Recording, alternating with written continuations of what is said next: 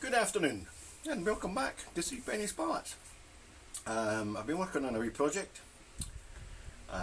It's a samurai sword stand and it's made from an oak barrel slat.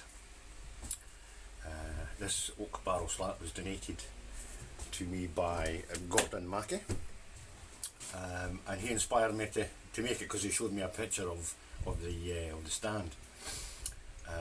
So I thought, I'd like to make one of them, and I asked him where I could get them, and he had a couple of spars there, so he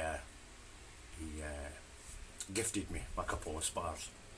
I also made a plinth from some oak runners from a pallet, so I'll show you that in a minute. It's been a bit of a labour of love, so yeah, without further ado, I'll show you it. Is it over here? This is the actual rest bit. This writing, it's in reverse, unfortunately, because I'm looking at myself when I'm taping this, so I can keep myself in frame. This is a Natanaga that I've carved out, and this writing is on the Last Samurai, the film, because the sword I have is a replica of the Last Samurai. Now this loosely translates as the I can't remember the guy's name on the film. I belong to the warrior in whom the old ways have joined the new.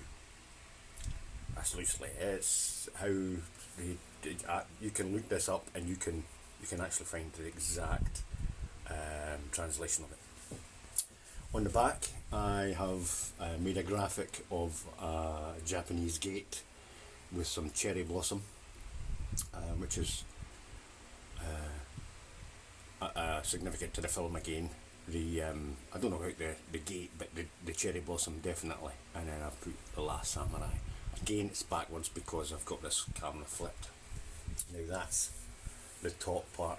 This was done at a bit of an angle, so when it sits in the plinth, it sits kind of back like that, just a tiny little bit.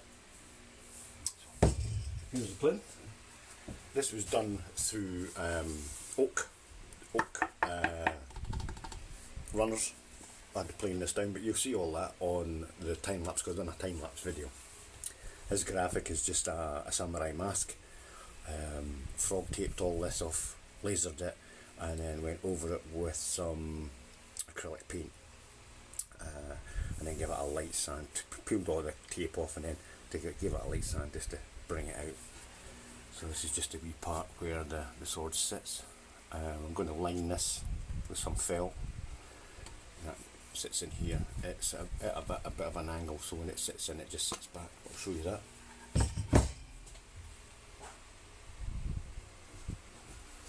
When it sits in, it just sits back. This bit's actually straight, but if it was to be, it would kind of sit like that. If it was cut square at an angle, you can see. Yeah. And then my sword, which is a replica, Miss Tusaba. There are two replicas that were kicking about. This is the correct Tusaba that was actually on the film, and it actually has the inscription of the same kanji, Japanese kanji. You see that? Very sharp. And that just sits. Depending on how you feel, you can have the sword sitting that way.